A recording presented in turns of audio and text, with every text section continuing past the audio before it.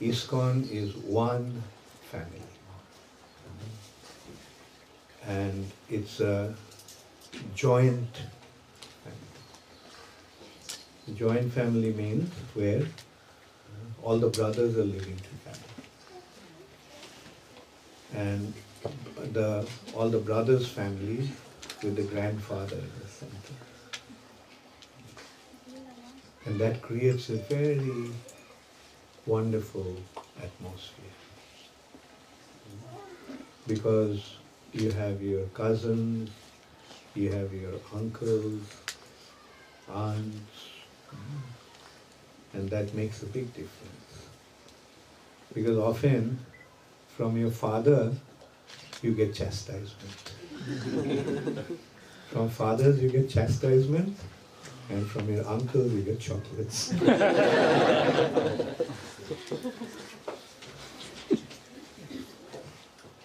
So that's why the joint families are so wonderful. And now generally those families are centered around body's relationship. Body's father, body's mother, body's uncle, and so forth. But in the spiritual family, this family develops with Krishna in the center. But of course, sometimes this family with Krishna in the center can become too large.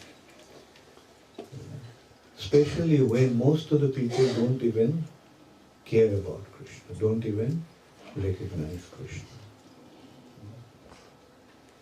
Therefore, there is a need for an identifiable, tangible relationship.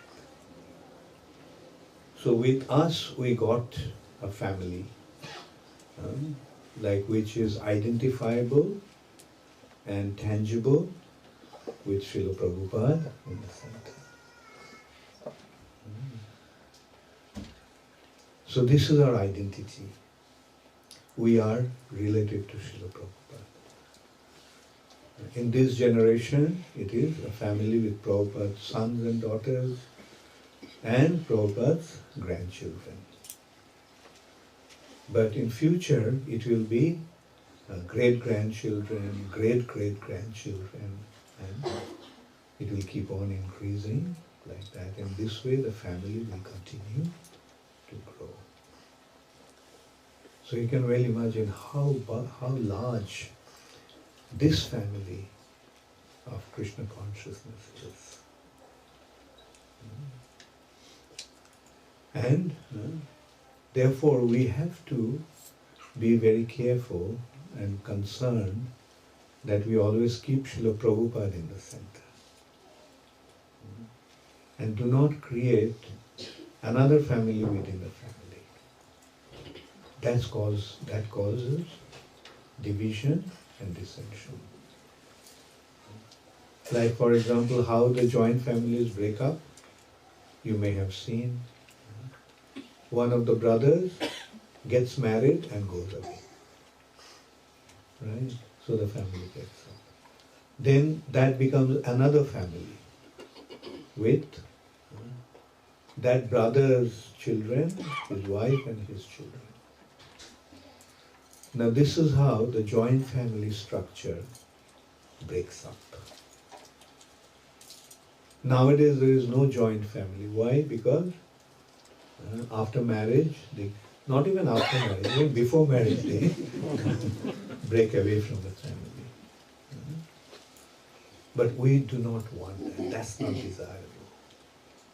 We want a family that will continue to grow. Because the more it grows, more effective our mission will be. Therefore, it is very important that we maintain the family with Srila Prabhupada in the center and do not break that family with creating groups, what we call in ISKCON, Guru Groupism. Right? I mean, there will be kind of identifiable units like that. We cannot deny that. That like there will be groups with the temple in the center. There will be groups with zones in the center. There will be groups with nations in the center, and so forth. But all the groups will be functioning under one unit, under one umbrella. And that umbrella is ISKCON. So always make it a point to create that strong feeling of unity among ourselves. And become involved in the temple activities, because that's what Prabhupada wanted. Prabhupada wanted the units should be the temples. The units should not be guru disciples. The unit should be temples. That's how it was during Prabhupada's time. Each temple was one unit.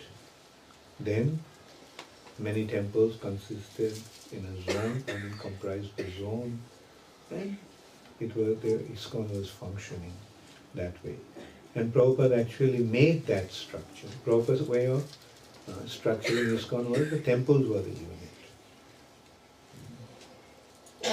And devotees of that area would become connected to that temple. The preaching development would take place with that temple as the center. So this is how, make it a point to create that understanding, or rather develop that understanding. Like you belong to a certain temple. Even if you are away from the temple, but try to identify yourself with the temple. Now maybe the temples are a little distant for many of you, but eventually what will happen is, like there will be many, many temples. We want that every block will have a temple. In every street corner there will be a temple. Won't it be wonderful? And what to speak of every house becoming a temple.